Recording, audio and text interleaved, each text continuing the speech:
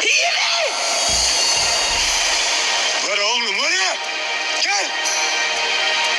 Gel ulan. Demir'in karısı Zerrin. Bak o onu boşamaz. Ailemizin başına bela oldu. Başkasının karısına göz dikerse olacağı bu. Burhan sana 50 kere söyledim. Ben Aliye'yi seviyorum. O da beni seviyor. Bak Aliye... Herkese merhabalar, kanalıma hoş geldiniz. İbrahim Öztekin ben. Videomuza başlamadan önce sizden ricam kanalımıza abone olup videomuzu beğenmenizi rica ediyoruz. Evet arkadaşlar, Uzakşehir yeni bölümün ilk tanıtımını sizinle paylaştığımızda ne görüyoruz arkadaşlar?